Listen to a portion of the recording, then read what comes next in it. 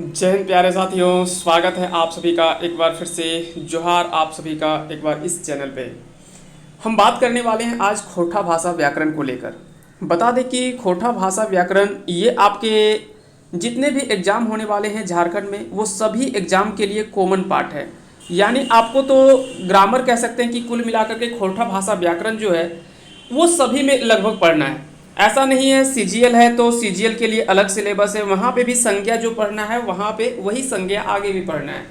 अगर सर्वनाम वहाँ पे पढ़ना है, सीजीएल में पढ़ना है, तो वही एक्साइज कांस्टेबल में पढ़ना है, वही झारखंड टेट में पढ़ना है, वही आगे अगर एसआई वगैरह का एग्जाम होता है तो वहाँ पे भी यही व्याकरण आपसे पूछा जाएगा। तो कुल मिलाकर अगर देखा जाए तो यह एक कॉमन पार्ट होगा जो सभी एग्जाम्स के लिए आपको कह सकते हैं कि फ़ायदा होने वाला है। एक एक करके हम सभी प्रश्नों को देखते चलेंगे और साथ ही साथ जहां हमें लगेगा कि यहाँ पे थोड़ा डिटेल में डिस्कशन करने की आवश्यकता है, वहां पे हम थोड़ा उसे डिटेल करने का प्रयास भी करेंगे। सबसे पहले एक एक करके हम सभी प्रश्नों को देखेंगे। कुल मिलाकर आपके लगभग आपके 150 से प्रश्न लगभग आपके कवर हो जाएंगे। साथ ही साथ उसके अलावा इसमें जो डिस्कशन के अलावा अगर जोड़ दिया जाए तो लगभग आपको 150 नहीं 300 प्रश्न आपके लगभग यहाँ से क्लियर हो जाएंगे। तो एक बार अंत तक बने रहेंगे, यहाँ से आपको डेफिनेटली फ़ायदा होने वाला है। चलिए शुरू करते हैं आज के इस सेशन को। आज का पहला सवाल देख लेते हैं। आज का ये पहला सवाल है कि जकर खेचा नाय करल जा है, जकर खेचा नाय करल जा है ओकरा की कहल जा है। तो सबसे पहले आपको बताना है कि जकर खेचा नाय करल जाए। खेचा यानी कह सकते हैं कि टुकड़ा या भाग नहीं किया जा सकता है, उसी को हम क्या कहते हैं, वर्ण कहते हैं। उसको हम क्या कहते हैं, वर्ण कहते हैं। याद रखेंगे संज्ञा जो है वो अलग अलग भागों में बांटा जा सकता है, लेकिन वर्ण जो है वो खेचा नहीं किया जा सकता, यानी बांटा नहीं जा सकता है। तो वर्ण उसी को कहा जाता है। वर्ण के पटतेर बतावा। अगला सवाल है कि वर्ण के पटतेर बतावा। तो वर्ण के पटतेर, अब यहाँ पे आपको दो चीज कई बार आपसे पूछा जाता है कि पटतेर जो है वो खोरठा भाषा में किसे कहा जाता है, तो ये भी आपको ध्यान में रखना है। एक तो होता है पटतेर, जो अब आपको कमेंट करके ये बताएंगे कि पटतेर का मतलब क्या होता है, पटतेर का मतलब खोरठा में क्या बोला जाता है, उसे आपको बताना है। आपको थोड़ा सा हम इसमें हिंट कर देते हैं कि इसका मतलब या तो लोकोक्ति होगा या तो फिर मुहावरा होगा। आपको कमेंट करके बताना है कि पटतेर का मतलब क्या होता है, मुहावरा होता है या फिर लोकोक्ति होता है, किसे हम पटतेर कहते हैं। और एक और शब्द है आहना। ये दो शब्द आपको खोरठा में अक्सर पूछा जाता है। तो ये दोनों सवालों का जवाब आप सबसे पहले इन दोनों सवाल का जवाब आप जरूर ढूंढेंगे, ताकि आपको आने वाले एग्जाम में जरूर यहाँ से प्रश्न, ये दोनों में से कहीं ना कहीं एक प्रश्न आपको जरूर देखने को मिलेगा। तो ये आगे बढ़ते हैं, अगला सवाल देख लेते हैं। इसमें पूछा गया है कि वर्ण के पटतेर बतावा। तो वर्ण के पटतेर इसमें हो जाएगा क और ख। ठीक है, वर्ण का पटतेर क्या हो जाएगा, क और ख। ठीक है, क वर्ग के अंतर्गत आता है। वर्ण के शुद्ध रूप लिखा, यानी अगर खोरठा में हमको वर्ण लिखना हो तो कैसे लिखेंगे। हालांकि हम बता दें कि यहाँ पे ऑप्शन के अकॉर्डिंग भी जो है वो एग्जैक्ट शुद्ध नहीं लिखा गया है खोरठा में। अगर खोरठा में व जो है यह तो ब में चेंज हो जाता है, लेकिन अगर बोलता है कि खोरठा में अगर कहीं भी ऊपर में इस तरह का र आधा र हो, रेप हो, तो वो पूरा र में बदल जाता है। और इस न के बदले में, ठीक है, इस न के बदले में हम इस न का प्रयोग करते हैं। तो इस तरह से यहाँ पे सही होना चाहिए था बरन, लेकिन अगर ऑप्शन में इस तरह से नहीं दिया हुआ है तो आपको क्या है कि वर्ण लिख सकते हैं, लेकिन ये भी कहीं ना कहीं उतना पूर्ण रूप से शुद्ध नहीं है। सबसे शुद्ध अगर माना जाए तो ये वर्ण होगा, क्योंकि खोरठा में कई ऐसे चीज हैं जो आपको ध्यान में रखना होता है। अगर ये चीज आप ध्यान रख लिए, हमने एक वीडियो बनाया था वर्ण परिचय को लेकर, खोरठा वर्ण परिचय। अगर आप इस वीडियो को देखे होंगे तो वहां से आपको ये ऐसे सवाल जो है वो डेफिनेटली आसानी से बन जाएगा, कहीं भी कोई तरह का दिक्कत नहीं होगा।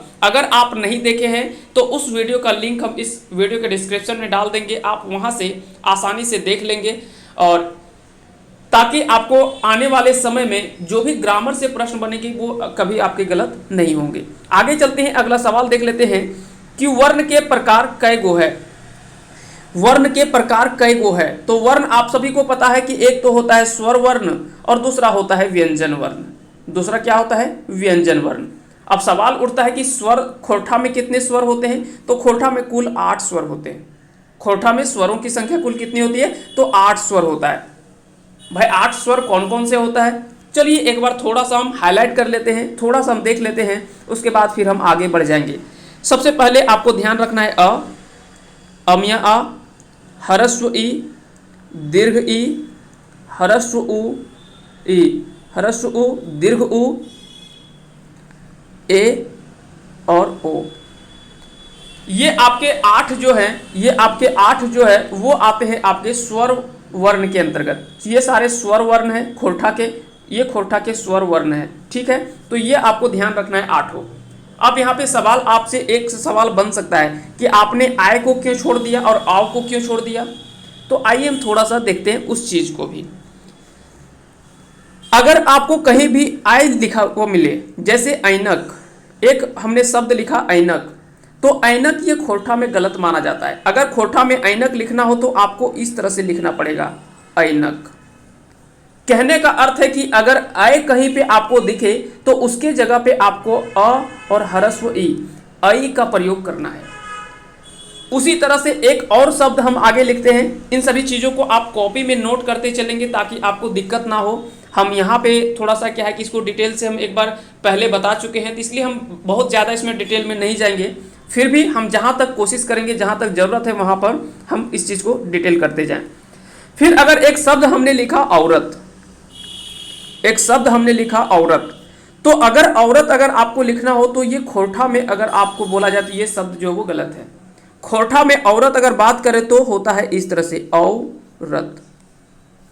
यानी कहने का अर्थ है कहीं भी आपको खोरठा में अगर औ शब्द औ वर्ण दिखे तो औ के जगह पे आपको प्रयोग करना है अ और ह्रस्व उ। इस तरह से साफ से लिख देते हैं एक बार, औ। तो इसका प्रयोग होता है औ के जगह पे। बाकी का अंग का प्रयोग इस तरह से होता नहीं है, ये भी गलत है, और अह का भी प्रयोग नहीं होता है। जैसे एक हमने शब्द लिखा दुख,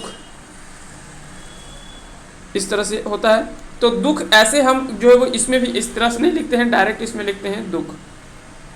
ये चीज आपको ध्यान में रखना है। तो ये 8 आपके स्वर वर्ण का प्रयोग होता है। टोटल वर्णों की संख्या भी हम बताएंगे आगे, हम इसमें इसी वीडियो में हम डिटेल करने वाले हैं उन सभी चीजों को, आगे आप देखते चले जाएं। तो इस तरह से इसका सही आंसर क्या हो जाएगा? 4 का हो जाएगा आपका बी, यानी 2 गो। वर्णों के समूह के कहल जा है, तो वर्णों के समूह को क्या कहा जाता है? तो आप सभी को पता है कि वर्णों के समूह को ही वर्णमाला कहते हैं, वर्णमाला कहते हैं। तो वर्णों के समूह को क्या कहा जाता है? वर्णमाला कहा जाता है। जैसे अगर बात करें, क जो एक वर्ण है, ख, ग, घ और अंगा। इस तरह से क्या है कि किसी एक पार्टिकुलर को ले लिया जाए तो वर्ण की बात करेंगे, लेकिन अगर इन सभी को अगर इस समूह को एकत्रित कर दिया जाए तो ये वर्णमाला के अंतर्गत आता है। अगर बात करें यह क्या है, तो यह क वर्ग है, क वर्ग का ये सारा वर्ण है। तो इस तरह से क वर्ग होता है, वर्ग होता है, क वर्ग। तो क वर्ग का ये सारा वर्ण है। तो इस तरह से आपको ध्यान में रखना है। अगला सवाल है कि वर्ण के भेद कर नाम बतावा। वर्ण के भेद कर नाम बतावा। तो वर्ण के भेद का नाम यहाँ पे पूछा जा रहा है। तो सबसे पहले तो आपको याद रखना है कि स्वर वर्ण, एक तो हमने बताया स्वर वर्ण और दूसरा हमने बताया क्या? व्यंजन वर्ण। अगला सवाल है कि खोरठा भाषा अक्षर प्रयोग करल जा है। तो खोरठा भाषा में कुल कितने अक्षर का प्रयोग किया जाता है? तो ऐसे यहाँ पे टोटल 35 दिया हुआ है, 35 दिया हुआ है। खोरठा में टोटल कितने अक्षर का प्रयोग किया जाता है? तो 35 वर्ण का प्रयोग किया जाता है। हालांकि इसमें थोड़ा सा विवादित भी है, कुछ खोरठा जो विशेषज्ञ हैं उनका अलग अलग मत है, तो उसको भी हम आगे बात करेंगे। इन सभी चीज़ों को हम डिटेल से देखने वाले हैं, लेकिन अभी अकॉर्डिंग ये आपको ध्यान रखना है। ये आपका 35 हो जाएगा इसका सही आंसर। अगला खोरठा भाषा प्रयोग न करल जा है। तो खोरठा भाषा में इनमें से किसका प्रयोग जो है वो नहीं किया जाता है? तो न का प्रयोग किया जाता है, का किया जाता है, प का किया जाता है, लेकिन अंगा का प्रयोग नहीं किया जाता है। याद रखेंगे। अब यहाँ पे सवाल उठता है कि खोरठा में किस किस का प्रयोग हम नहीं करते हैं? तो क वर्ग में अंगा का प्रयोग नहीं करते हैं। च, छ, ज, झ, इया का प्रयोग हम करते हैं। इया का प्रयोग हम करते हैं। कैसे? हमको लिखना होता है नाय, सॉरी नाय, खोरठाएं, खोरठाएं, इस तरह से माए, इस तरह से भी हम क्या है कि इसका प्रयोग करते हैं। तो इया का तो प्रयोग हम करते हैं, इसलिए कहीं कहीं प्रयोग होता है, ज़्यादा नहीं होता, लेकिन फिर भी इसका प्रयोग किया जाता है। तो एक तो आपको जो प्रयोग नहीं किया जाता है वो अंगा का च में किया जाता है, फिर ट वर्ग में इसका इस न का प्रयोग नहीं होता है, इसके बदले में इस न का प्रयोग होता है। ठीक ना, न हो गया तथा दादा दंत न पाफा बाबा म अंतसिया र ल व अंतसिया य। अंतसिया य क्या का प्रयोग क्या है कि अलग अलग तरीके से होता है। अगर स्टार्टिंग में कहीं यमुना यमुना जैसे लिखा हो, अगर अंतसिया या शुरू में हो तो यह जो है वो ज में बदल जाता है और इसका नाम जो है वो जमुना, जमुना शुद्ध रूप होगा। तो ये डिपेंड करता है कि यह कहाँ पे है। अगर बीच में मध्य में होता है तो यह जो है वो इस य में परिवर्तित हो जाता है, तो ये भी आपको ध्यान में रखना है। लेकिन अंत में अंतसिया या होता है तो कई जगह पे उसका प्रयोग जो है वो किया जाता है, या तो कई बार आपको वहाँ पे इया का प्रयोग भी किया जाता है, तो ये आपको ध्यान में रखना है। फिर न के बाद अगर बात करें तालिब स, मूर्धन स, इसका प्रयोग नहीं किया जाता है खोरठा में। फिर उसके बाद संयोगी छ का प्रयोग नहीं किया जाता है, त्र का प्रयोग नहीं किया जाता है, ज्ञ का प्रयोग नहीं किया जाता है। इन सब का प्रयोग जो है वो खोरठा में नहीं किया जाता है, ये आपको ध्यान में रखना है। अगर आप इन सभी चीज़ों को याद रखेंगे तो कई बार आपको आसानी होगी समझने में। वह जो है वो अलग अलग तरीके से इसका उपयोग होता है। वह कहीं कहीं ब के जगह पे ब के रूप में प्रयोग होता है, वह जो है वो ब के रूप में प्रयोग किया जाता है। तो इन सभी चीज़ों को आपको ध्यान रखना है। आगे चलते हैं, तो इसमें से सही आंसर क्या हो जाएगा, लास्ट वाला डी हो जाएगा, यानी अंगा का प्रयोग नहीं किया जाता है। अगला सवाल देख लेते हैं कि भाषा के सबसे छोटी इकाई कौन है। तो भाषा के सबसे छोटी इकाई किसको माना जाता है, वर्ण को माना जाता है, क्योंकि ये भाषा की सबसे छोटी इकाई है। वर्ण, इसके समूह को वर्णमाला कहते हैं। फिर वहाँ से वर्णमाला, फिर वहाँ से शब्द बनता है, शब्द से फिर वाक्य बनता है, वाक्य से इस तरह से अलग अलग आगे बढ़ता जाता है। लेकिन सबसे छोटी इकाई अगर बात करें कि भाषा के सबसे छोटा इकाई कौन सा है, तो वर्ण को माना जाता है। वर्ण के दो प्रकार हैं, स्वर वर्ण और व्यंजन वर्ण, हमने देख लिया। खोरठा भाषा में कितना स्वर वर्ण है, तो खोरठा भाषा में स्वर वर्ण अभी थोड़ी देर पहले हमने सभी चीज़ों को गिना दिए हैं। 8 वर्ण टोटल था। अ, अमीय अ, ह्रस्व ई, ह्रस्व ई, दीर्घ ई, ह्रस्व ई, दीर्घ ई, ह्रस्व उ, दीर्घ उ, ए और ओ। ये 8 स्वर वर्ण हैं जो कि खोरठा में गिने जाते हैं। जबकि आय और औ, अंग, अ, ये 4 का प्रयोग जो है वो खोरठा में नहीं किया जाता, उसका परिवर्तित करके अलग रूप में किया जाता है। हमने इसका भी एग्जाम्पल के रूप में समझा दिया है। अब बात करते हैं खोरठा भाषा में कितना व्यंजन है। अगर बात करें खोरठा भाषा में व्यंजन की, तो टोटल 27 व्यंजन है। टोटल कितने व्यंजन है, 27 व्यंजन है। चाहे तो आप इस चीज़ को आप लिख लेंगे, एक बार लिख करके देख लेंगे, या तो फिर आप चाहे तो इसे याद भी कर सकते हैं। तो 27 हो गया प्लस 8 कितना हो गया, आपके 35 हो गए। तो ये आपको ध्यान में रखना है। आगे चलते हैं। अगला सवाल है कि इनमें कौन ह्रस्व स्वर है। ह्रस्व स्वर यानी कह सकते हैं कि देखिए, अब ये तो दीर्घ ई है, तो ह्रस्व तो है नहीं, ये नहीं होगा। आय और औ ये तो होगा नहीं, तो ह्रस्व स्वर जो दिख रहा है वो आपको बी में हो जाएगा। यानी ह्रस्व, ये अ हो गया ह्रस्व ई, इसको कहा जाता है दीर्घ ई, इसको कहा जाता है ह्रस्व ई, इसको कहा जाता है ह्रस्व उ, इसको कहा जाता है दीर्घ उ। ठीक है, इस तरह से आपको ध्यान में रखना है। कौन दीर्घ स्वर है, क्वेश्चन नंबर 13 पूछा जा रहा है कौन दीर्घ स्वर है। तो दीर्घ स्वर आप देख सकते हैं कि कौन सा इसमें से दीर्घ स्वर आता है। तो 13 का हो जाएगा आपका ऑप्शन ए, यानी दीर्घ ई और दीर्घ अ, क्योंकि अ फिर अमीय आ, तो अमीय आ जो है वो दीर्घ रूप में है, तो ये आपको ध्यान रखना है। तो इस तरह से इसका सही आंसर हो जाएगा ऑप्शन नंबर ए। अगला सवाल है कि खोरठा भाषा में प्रयोग ना करल जाए। खोरठा भाषा में प्रयोग ना करल जाए, हम बराबर बोलते हैं कि इस तरह का सवाल आपसे कई बार पूछा जाएगा। आप चाहें तो अगला एग्जाम जब देंगे तो हो सकता है कि इन सभी चीज़ों को आपको समझ में आएगा कि हाँ उस टाइम हम क्यों बोल रहे थे इन चीज़ों को बार बार। तो क का प्रयोग किया जाता है, घ का प्रयोग होता है, प का प्रयोग होता है, लेकिन दीर्घ ई का प्रयोग नहीं किया जाता है। दीर्घ ई का प्रयोग नहीं किया जाता है, इसके जगह पे ह्रस्व ई का प्रयोग होता है। तो आपको ध्यान रखना है कि भले स्वर खोरठा स्वर वर्ण के अंतर्गत आता है, लेकिन दीर्घ ई का प्रयोग नहीं किया जाता है, ज़्यादातर प्रयोग जो किया जाता है वो ह्रस्व ई के रूप में किया जाता है। ये आपको ध्यान में रखना है। आगे चलते हैं, अगला सवाल है कि सवर्ण सवर्ण वर्ण है, सवर्ण सवर्ण वर्ण है, सवर्ण वर्ण है, इनमें से कौन सा सवर्ण वर्ण है? तो इसमें सवर्ण वर्ण की बात करें तो अ और अमिया अ अमिया अ जो है ये स्वर वर्ण के अंतर्गत आता है। और बात करते हैं अगला कि अस्वर वर्ण कौन सा है, अस्वर वर्ण कौन सा है, अस्वर वर्ण कौन सा है, ये आपको बताना है। तो अस्वर वर्ण की बात करें, अस्वर वर्ण की बात करें तो इसमें आ जाएगा अ और ई, ये दोनों जो है वो अस्वर वर्ण है, अस्वर्ण वर्ण है। तो स्वर वर्ण बोले तो अ और अमिया अ, और अस्वर्ण वर्ण बोले तो अ और दीर्घ ई हो जाएगा। स्वर्ण के कहल जाए, स्वर्ण के की कहल जाए, तो स्वर्ण के कई बार आपसे अलग नाम से पूछा जाता है, सजातीय और विजातीय, तो ये भी आपको ध्यान रखना है। स्वर्ण को कहा जाता है सजातीय, स्वर्ण को कहा जाता है सजातीय, और अस्वर्ण को कहा जाता है विजातीय, अस्वर्ण को कहा जाता है, असवर्ण को कहा जाता है विजातीय, ये आपको ध्यान रखना है। जबकि सवर्ण को कहा जाता है सजातीय। ऐसे सवाल भी कई बार आपसे पूछे जाते हैं। तो यहाँ पे देखिए वही सवाल अगला पूछा भी गया है कि 18 में अस्वर वर्ण को अस्वर्ण के कहल जाए, अस्वर्ण के की कहल जाए, विजातीय कहल जाए, क्योंकि इसके पहले हमने देखा था सजातीय जो है वो स्वर्ण वर्ण को कहा जाता है, तो विजातीय किसको कहा जाएगा, अस्वर्ण को। खोटा भाषा में प्रयोग ना करल जाए, क का प्रयोग किया जाता है स का, अंतस्यय य का और लिंग का। तो बता दें कि इसमें अंतस्यय य का प्रयोग जो वो ज के रूप में किया जाता है, ज के रूप में इसका प्रयोग किया जाता है। याद रखेंगे अंतस्यय य का प्रयोग जो वो खोरठा भाषा में नहीं किया जाता है, इसके जगह पे ज का प्रयोग होता है। या तो फिर अगर कहीं बीच में हो, जैसे हमने एक शब्द लिखा कोयला, तो कोयला क्या है कि कोयला को हम को या लमियला इस तरह से हम लिखेंगे। या तो फिर एक शब्द हमने लिखा कोयल, कोयल अगर बात करें तो खोरठा में अगर लिखना हो तो कोयल, कोयल, इस तरह से हम लिख सकते हैं, क्योंकि अंतस्यय अगर बीच में हो तो इस य के रूप में बदल जाता है। एक शब्द हमने जैसे पहले बताया, अगर यमुना हो, यमुना हो तो क्या हो जाता है, जमुना हो जाता है, यानी य जो है वो किस में परिवर्तित हो जाता है, ज में परिवर्तित हो जाता है। यह आपको ध्यान रखना है। अगर शुरुआत में य हो, अंतस्यय य हो तो ज में, बीच में हो तो ये अ में परिवर्तित हो जाता है।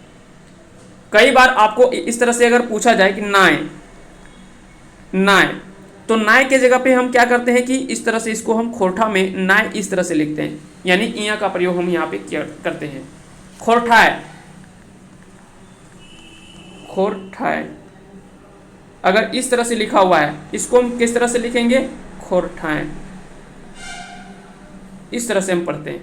तो ये आपको ध्यान में रखना है। आगे चलते हैं, अगला सवाल देख लेते हैं। य के जगह प्रयोग करल जाए, तो य के जगह कौन सी प्रयोग करल जाए, तो य के जगह पे ज का प्रयोग होता है, य का प्रयोग भी होता है और इ का भी प्रयोग किया जाता है। खोरठा भाषा में व्यंजन के कितने प्रकार हैं, खोरठा भाषा में व्यंजन के प्रकार हैं, तो खोरठा भाषा में कितने प्रकार के व्यंजन हैं ये आपको बताना है। तो इसका सही आंसर होगा 3 गो, 3 गो व्यंजन वर्ण के प्रकार हैं। अगर स्वर वर्ण के हमने देखा, स्वर वर्ण के कितने प्रकार हैं वहाँ पे देखा हमने। व्यंजन वर्ण अगर आपसे पूछा जाए तो व्यंजन वर्ण, सबसे पहले तो वर्ण हमने देखा कि कितने प्रकार के हैं, तो 2 प्रकार के, एक स्वर्ण और एक व्यंजन। एक होता है स्वर और दूसरा होता है व्यंजन। ये तो हमने देखा कि वर्ण के कितने प्रकार होते हैं। फिर स्वर वर्ण हमने देखा कौन कौन सा होता है, 8 होता है। व्यंजन कितने होते हैं, तो 27 होता है, ये 27 होता है, ये 8 होता है। फिर व्यंजन में अगर देखा जाए कि कितने प्रकार होते हैं, तो वो हमने देख लिया यहाँ पे 3 गो प्रकार होता है व्यंजन का। क वर्ग संबंधित है। अब अगर बात करें कि क वर्ग का उच्चारण अगर करना हो तो वो शरीर के किस भाग से उसका उच्चारण जो होता है वो कहाँ से होता है, तो बता दें कि अगर जब भी क वर्ग का बात करें तो वो कंठ से होता है। कहाँ से होता है, कंठ से होता है। क ख ग घ अंग, ये क ख ग घ ये जो होता है वो होता है किसके उच्चारण होता है, तो ये होता है कंठ से। ये आपको ध्यान रखना है। आगे हम बात करेंगे तालु की भी बात करेंगे, मूर्धन्य की भी बात करेंगे, दंत की भी बात करेंगे कि किसका उच्चारण कहाँ से होता है, ये भी चीज को हम देखेंगे। जैसे ट ठ ड ढ मूर्धन्य हमने पढ़ते हैं, ट ठ ड ढ और मूर्धन्य, तो जैसे यहाँ पे मूर्धन्य हमने पढ़ा तो याद आ गया कि ये मूर्धन्य से इसका उच्चारण होता है। कहाँ से होता है इसका उच्चारण? मूर्धन्य से होता है। ये याद करने का एक तरीका है, आप चाहें तो याद कर सकते हैं। ट ठ ड ढ मूर्धन्य, तो मूर्धन्य जैसे पढ़े तो याद रख लेंगे ये मूर्धन्य से होता है। एक हमने लिखा त थ द ध और दंतना, जैसे हमने पढ़ा इसको दंतना तो ऐसे याद आ गया कि ये दंत से इसका उच्चारण होता है। कहाँ से होता है इसका उच्चारण? दंत से होता है। च छ ज झ य, च छ ज झ जो भी च वर्ग होता है ये किससे होता है? ये तालव्य से इसका उच्चारण होता है। कहाँ से होता है? तालव्य से उच्चारण होता है। प फ ब भ म, ये ओष्ठ से उसका उच्चारण होता है। कहाँ से होता है? ओष्ठ से इसका उच्चारण होता है। प फ ब भ जब आप पढ़ेंगे तो देखेंगे कि ओठ का भाग जो है वो ज्यादातर चल रहा है, तो ये ओष्ठ से इसका उच्चारण किया जाता है। इस तरह से आपको ध्यान में रखना है। अगला सवाल है, क वर्ग में व्यंजन वर्ण पावल जा है।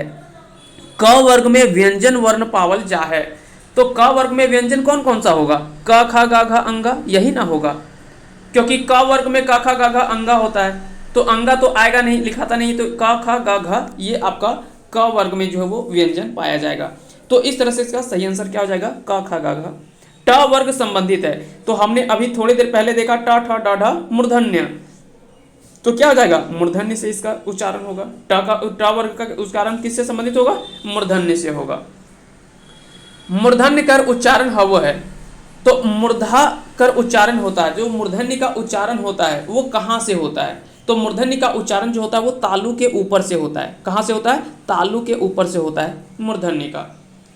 तो ये आपको ध्यान रखना है, ये सारे मूर्धन्य या मूर्धा भी कई बार आप बोले जाते हैं, तो ये तालु के ऊपर से उच्चारण होता है, ये आपको ध्यान रखना है।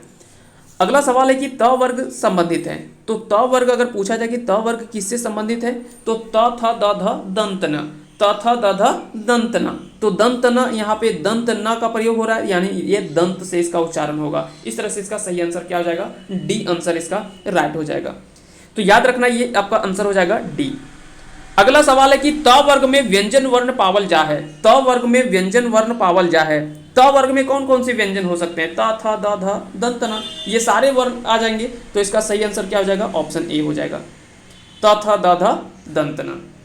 ट वर्ग में व्यंजन वर्ण पावल जा है, ट ठ ड ढ मूर्धन्य, ट ठ ड ढ मूर्धन्य, तो मूर्धन्य का हम प्रयोग तो करते नहीं है, तो इस रूप में कैसे हो जाएगा? ट ठ ड ढ मूर्धन्य, तो इसमें क्या हो जाएगा?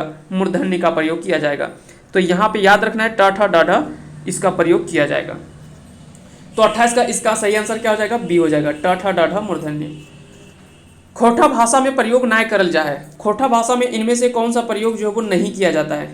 तो इस न का प्रयोग नहीं किया जाता है, मूर्धन्य न का प्रयोग नहीं किया जाता है, इसके जगह पे दंत न का प्रयोग होता है, त का प्रयोग होता है, म का प्रयोग होता है, लेकिन इस न का प्रयोग नहीं होता है। जैसे अगर कहीं पे आपको लिखा हुआ है बाण, तो ये बाण जो वो खोटा में गलत है, इसको जगह पे लिखना होगा ऐसे बाण। हमने लिखा किरण, तो इसमें क्या है कि यहाँ पे इसमें सही जो हो जाएगा वो हो जाएगा किरण। इस तरह से आपको ध्यान रखना है, जो भी शब्द है इस न का प्रयोग जहाँ पे भी होता है, कहीं पे भी इस न का प्रयोग होता है, इस न के जगह पे आपको क्या करना है? इस न का प्रयोग करना है। खोरठा में ये ना भूल जाना कि कहीं भी हो तो पहले उसे हटा दें। जैसे 4 ऑप्शन आपको छांटना होता है, तो जहाँ देख लें कि जैसे अगर सपोज दैट हमको कोई वर्ड लिखा हुआ है, ठीक है, एक शब्द लिखा हुआ है ऋण, एक शब्द लिखा हुआ है ऋण, एक शब्द लिखा हुआ है ऋण, एक शब्द लिखा हुआ है ऋण। तो सबसे पहले एक तो हम पहले जान लिए कि ये री का प्रयोग नहीं होता है, ये ना का प्रयोग नहीं होता है, तो ये ऑप्शन तो होगा नहीं। यहां पे जैसे इस ना को देखे ये काट दिए, यहां पे भी ये ना दिख रहा है, इसको भी काट दिए, यानी आपका ऋण जो है वो एक्चुअल में खोरठा में ऐसे सही होता है। आप अगर हिंदी में आदत लगा के बैठे हुए हैं पहले वाले शब्द को, तो हो सकता है कि खोरठा में जब शब्दावली छांटने के लिए आए कि इनमें से कौन सा खोरठा में शुद्ध शब्द है, तो वैसे में आप फंस सकते हैं। इसलिए इन सभी चीज़ों को जरूर ध्यान रखेंगे, तभी आप सारे सवालों को अच्छे से हल कर पाएंगे, अन्यथा जानते हुए भी सवालों को आप गलत करके आ जाएंगे, ये मेरा दावा है। इसलिए आप जरूर इन चीज़ों को ध्यान रखेंगे। जब भी री का प्रयोग नहीं होता है, मूर्धन्य ना का प्रयोग नहीं होता है, इसमें भी यहाँ पे ना का प्रयोग नहीं होता है, यहाँ पे भी नहीं होता है, इसके जगह पे दंत न का प्रयोग होता है, तो इसलिए ये सही ऑप्शन आपका सही आंसर हो जाएगा। आगे चलते हैं, अगला सवाल देख लेते हैं। तो इसमें से हमने तो देख लिया कि इस न का प्रयोग नहीं होता है। च वर्ग में व्यंजन पावल जा है, तो च छ जा झा इया, और च छ जा झा आप सभी को पता है कि इया का भी प्रयोग हम करते हैं, इसलिए इसका सही आंसर हो जाएगा ऑप्शन आपका बी। अगला सवाल है कि प वर्ग में व्यंजन वर्ण पावल जा है, तो प फ ब भ म, प फ ब भ म, तो प फ ब भ म प वर्ग का व्यंजन आ जाएगा, तो इसका सही आंसर हो जाएगा आपका ऑप्शन डी। जीभ, तालु, दांत और ओष्ठ के उच्चारण भेल है, तो अगर बात करें कि जीभ, तालु, दांत और ओष्ठ के उच्चारण जो भेल है वो क्या कहलाता है, अंतस्थ, ऊष्म, अल्प प्राण या महाप्राण। तो ऐसे सवाल आप अक्सर इस तरह के सवाल जो है वो पूछे जाते हैं, और ये थोड़ा टफ सवाल होता है, तो याद रखेंगे ऐसे सवाल को आप आसानी से हल कर सकते हैं। इसका सही आंसर हो जाएगा अंतस्थ व्यंजन, अंतस्थ इसका सही आंसर हो जाएगा। जीभ, तालु, दांत और ओष्ठ से इसका उच्चारण होता है, उसी को अंतस्थ कहा जाता है। ठीक है, अंतस्थ कौन कौन सा हो गया, अंतस्या य, र, ल, व, ये सभी जो आता है अंतस्थ वर्ण के रूप में माना जाता है, तो ये आपको ध्यान में रखना है। आगे चलते हैं, खोरठा भाषा में कई गो अंतस्थ वर्ण पावल जा है। आइए देख लेते हैं खोरठा भाषा में कई गो अंतस्थ वर्ण पावल जा है। तो अंतस्थ वर्ण की अगर बात करें तो दो गो पावल जा है। कौन कौन, दो गो पावल जा है। खोरठा भाषा में कई गो अंतस्थ वर्ण है, तो दो गो पावल जा है। खोरठा भाषा में नाय प्रयोग करल जा है, तो खोरठा भाषा में किसका प्रयोग नहीं किया जाता है, र का किया जाता है, ल का होता है, स का होता है, लेकिन व का प्रयोग जो वो खोरठा भाषा में नहीं किया जाता है। तो अंतस्या य का प्रयोग नहीं करते हैं, व का नहीं करते हैं, र का करते हैं और ल का करते हैं,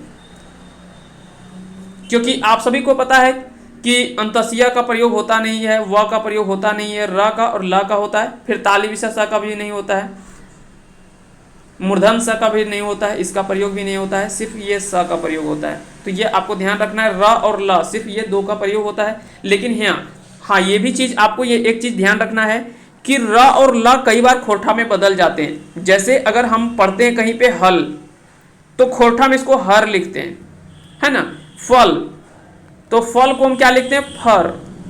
तो ये भी आपको ध्यान रखना है कि ल कई बार जो वो खोरठा में र में परिवर्तित हो जाता है, इसलिए ल और र लगभग जो वो एक दूसरे के रूप में प्रयोग होता है, ये भी आपको ध्यान में रखना है। अगला सवाल है कि खोरठा भाषा में व के जगह प्रयोग करल जा है, तो व के जगह पे किसका प्रयोग होता है, ब का प्रयोग होता है।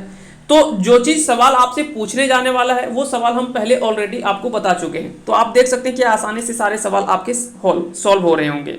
और एक बार आप पूरा इस वीडियो को देख लें, हम आपको दावा करते हैं कि जब भी आप आगे व्याकरण के सवाल सॉल्व करेंगे तो कई ऐसे सवाल होंगे जो आसानी से आप हल कर लेंगे और कहीं आपको दिक्कत भी नहीं होगा। खोरठा भाषा में प्रयोग नाय करल जाए, तो खोरठा भाषा में प्रयोग किसका प्रयोग नहीं होता है, इस सा का होता है, य का प्रयोग होता है, ह का प्रयोग होता है, लेकिन इस सा का प्रयोग नहीं होता है। ताली विशेष सा अगर कहीं आपको लिखा हुआ है, कोई भी ताली विशेष शब्द का लिखा हुआ है, शब्द अगर कहीं भी लिखा हुआ है, जैसे एक शब्द हमने बोला लिखा शब्द ही चलो हमने लिख दिया, तो शब्द ये जो है वो खोरठा में गलत होता है। इस स के बदले में किस स का प्रयोग होता है, इस स का। आधा ब को हम पूरा ब में लिखेंगे और इस तरह से, तो शब्द होता है खोरठा में, ये सही होगा। हो सकता है कि हमको देखने में थोड़ा खराब लग रहा हो, क्योंकि हमें तो हिंदी शब्दावली देखने में शुरू से आदत रही है, तो ऐसे में क्या होता है कि खोरठा वाले जो शब्द हैं वो थोड़ा सा आपको लगेंगे कि ये गलत है, लेकिन यही शब्द जो वो सही है, ये आपको ध्यान रखना है। तो शब्द जो है वो ऐसे सही होता है, ठीक है। लेकिन हाँ एक चीज आपको ध्यान में रखना है, जैसे अगर कोई नाम हो जैसे हरीश, तो ऐसा नहीं कि हरीश नाम में हम इस स का प्रयोग जो वो चेंज नहीं करेंगे। इस हरीश जब नाम कोई हो तो उसमें वही नाम लिखेंगे। जैसे एक शब्द हमने लिखा जमशेदपुर, जमशेदपुर, तो ऐसा नहीं कि जमशेदपुर में हम इस स का लिख देंगे, हम लिख देंगे जमशेदपुर, ऐसा नहीं है। जब नाम कहीं कोई हो, जैसे जो भी नाउन वर्ड्स होते हैं, संज्ञा के जो भी वर्ड्स होते हैं, नाउन वर्ड्स जितने भी होंगे वो वर्ड में आपको चेंज नहीं करना है। जैसे कोई स्थान का नाम, कोई वस्तु का नाम या कोई नाम, कोई व्यक्ति का नाम, वैसे जगह पे आपको इनको चेंज नहीं करना है। उसके अलावे आपको जो भी वर्ड आपको दिखाई देंगे उसमें से उसको चेंज करके आपको लिखना है, ये आपको ध्यान रखना है। तो ये ध्यान रखेंगे हमेशा। आगे चलते हैं, खोटा भाषा में ताली विशेष स के जगह पे किसका प्रयोग करल जा है, ककर प्रयोग करल जा है। खोटा भाषा में ताली विशेष स के जगह पर प्रयोग करल जा है तो एक ही स का प्रयोग हम खोटा में करते हैं और ये स का प्रयोग करते हैं। यहाँ पे धन स का भी प्रयोग नहीं करते हैं, मूर्धन स का भी प्रयोग नहीं करते हैं, इसका भी नहीं करते हैं और ताली विशेष स का भी नहीं होते हैं। सिर्फ एक ही स का इसका प्रयोग हम खोटा में करते हैं। ठीक है, जैसे एक शब्द हमने लिखा धनुष, तो धनुष ये भी गलत है खोटा में। धनुष अगर आपको लिखना हो तो ये या तो फिर इस तरह से धनुष लिखें या तो फिर इसको धनुख लिख सकते हैं। धनुख ये भी होता है, इस स के बदले में कई बार आपको ख भी प्रयोग किया जाता है, ये भी आपको याद रखना है। जैसे एक शब्द हमने फिर से एक बार लिखा वर्षा, एक शब्द हमने लिखा फिर से वर्षा, तो इसको इस तरह से आप लिख सकते हैं वर्षा, वर्षा या बारिश, इस तरह से एक तो ये होता है और इसको इस तरह से लिखा जाता है बरखा, बरखा, ये भी आप लिख सकते हैं। तो याद रखेंगे ये खोटा में जो है वो गलत होगा, क्योंकि वह जो है वो ब के रूप में परिवर्तित होता है, वह जो है वो किसके रूप में परिवर्तित हो जाता है, ब के रूप में परिवर्तित होता है। तो इन सभी चीज़ों को आपको ध्यान रखना है। आगे चलेंगे एक एक करके, सभी सवालों को एक एक करके हम सभी चीज़ों को आज देखने वाले हैं और कहीं भी आपको कोई तरह का दिक्कत जो वो आज नहीं होने वाला है इस सेशन में। अब चलते हैं अगला सवाल। अगला सवाल है कि पहला तीसरा और पांचवा वर्ग कहल जा है। पहला तीसरा पांचवा वर्ग कहल जा है अल्प प्राण, महाप्राण, घोष, अघोष। ये चीज़ कई बार आपको परेशान करता होगा। आज हम इस चीज़ को ऐसा हल करेंगे जो कि आपको भविष्य में कभी भी दिक्कत नहीं होगा, ये देख लेंगे आज। तो अड़तीस में सबसे पहले आपको याद रखना है कि पहला तीसरा और पांचवा। चलिए हम एक वर्ण लिखते हैं क वर्ग का, क, ख, ग, घ और अंगा। तो यहाँ पे क्या है कि क, ग और अंगा, ये क्या है कि इसमें जब बोलते हैं तो इसमें थोड़ा सा अल्प प्राण, अल्प प्राण यानी कह सकते हैं कि अल्प टाइम तक ये बोलने के लिए लगता है। लेकिन जैसे बोलते हैं ख तो थोड़ा लगता है कि महाप्राण, यानी थोड़ा देर तक हम इसका उच्चारण कर रहे हैं। घ हमने पढ़ा क तुरंत खत्म हो गया, ग खत्म हो गया, अंगा। लेकिन हमने पढ़ा ख, घ, इसमें क्या है कि थोड़ा सा लेट तक हम इसका उच्चारण कर रहे हैं, उसको हम क्या कहते हैं, महाप्राण कहते हैं। इसको हम क्या कहते हैं, महाप्राण। अल्प प्राण यानी थोड़े समय के लिए हम इसमें जो है वो इसमें जो उच्चारण हो रहा है थोड़े समय के लिए हो रहा है, क, ग। उसी तरह से हम एक वर्ड लिखते हैं च, छ, ज, झ, य। तो जैसे हम पढ़ते हैं च, छ, ज, झ, य, तो हम क्या है कि इन तीनों को हम क्या है कि थोड़ा कम टाइम तक उच्चारण करते हैं, लेकिन ये थोड़े लंबे टाइम तक उच्चारण होता है, तो इसलिए इसे महाप्राण, इसे क्या कहा जाता है, महाप्राण कहा जाता है। जबकि पहला तीसरा और पांचवा को अल्प प्राण के रूप में माना जाता है। तो क्या आप सभी को यहाँ तक समझ में आ गया होगा कि अल्प प्राण और महाप्राण किसे कहा जाता है। तो इसको आपको ध्यान में रखना है कि पहला तीसरा और पांचवा ये तीनों वर्ण जो होता है, पहला तीसरा और पांचवा ये तीनों वर्ण जो होता है उसको हम क्या कहते हैं, पहला तीसरा और पांचवा ये तीनों वर्ण जो होता है इसको हम कहते हैं अल्प प्राण। दूसरा और चौथा जो होता है उसको क्या कहा जाता है, महाप्राण कहा जाता है। क्या कहा जाता है, महाप्राण कहा जाता है। आगे चलते हैं, अगला सवाल है कि अल्प प्राण में शामिल है, अल्प प्राण में शामिल है। तो अल्प प्राण किसको हम कहते हैं, पहला तीसरा और पांचवा। तो एक शब्द हमने देखा अंतसिया, र, ल, व, इस तरह से हम अगर लिख रहे हैं तो यहाँ पे क्या है कि पहला तीसरा और पांचवा है ना, तो अंतसिया और ल, अंतसिया और ल कहाँ पे दिख रहा है आपको, तो ये माफ कीजिएगा, यहाँ पे आपसे पूछा जा रहा है अल्प प्राण। आपसे क्या पूछा जा रहा है, अल्प प्राण पूछा जा रहा है, अल्प प्राण आपसे पूछा जा रहा है। तो ऐसे में आपका सही आंसर क्या हो जाएगा, ये इसका सही आंसर क्या हो जाएगा, इसका सही आंसर होगा ऑप्शन आपका बी, यानी र और व। इसका सही आंसर क्या हो जाएगा, र और व हो जाएगा इसका सही आंसर। अगला सवाल है कि उष्म वर्ण में शामिल वर्ण है, उष्म वर्ण में शामिल वर्ण है। उष्म वर्ण कौन कौन से होते हैं, तो ये आपको ध्यान रखना है। उष्म वर्ण जो होता है वो स और ह, ये जो होता है वो उष्म वर्ण के रूप में माना जाता है, स और ह, ये आपको ध्यान रखना है। अगला सवाल है कि खोटा भाषा में इस स के जगह पे किसका प्रयोग होता है, तो हम खोटा भाषा में एक ही स का प्रयोग ही करते हैं, है ना। तो आपको याद रखना है मूर्धन्य सा के जगह पे आपको धन सा का प्रयोग करना है। महाप्राण में शामिल वर्ण लागय, तो महाप्राण किसे कहेंगे? दूसरा और चौथा को हम क्या कहते हैं? महाप्राण कहते हैं। तो ऐसे में यहाँ पे दूसरा और चौथा कौन कौन सा है? तो यहाँ पे ऑप्शन के अकॉर्डिंग हो जाएगा आपका स और ह जो है वो महाप्राण के अंतर्गत आ जाएगा। आइए आगे चलते हैं। अब यहाँ पे क्या है कि अल्प प्राण और महाप्राण हमने देख लिया कि पहला, तीसरा और पांचवा, यानी क, ग और अंगा, तो ये तीनों जो है वो क्या आता है? अल्प प्राण। दूसरा यानी ख और घ, ये दोनों जो है वो क्या है? यानी दूसरा और चौथा, ये दोनों जो है वो महाप्राण के अंतर्गत आता है। तो पहला, तीसरा, पांचवा अल्प प्राण, दूसरा और चौथा जो होता है वो महाप्राण। बस यहाँ पे ये कंसेप्ट आपको ध्यान में रखना है, उसके अलावा भूल जाइए। अब बात करते हैं कि दो चीज और आपको पढ़ना है, एक तो पढ़ना है घोष और दूसरा पढ़ना है अघोष। तो हर एक वर्ग का तीसरा, चौथा और पांचवा वर्ग कहल जाए। हर एक वर्ग का तीसरा, चौथा और पांचवा, तो तीसरा, चौथा और पांचवा जो होता है उसे हम कहते हैं घोष। और जो पहला होता है, पहला और दूसरा जो होता है इसको हम कहते हैं अघोष। क्या कहते हैं? अघोष।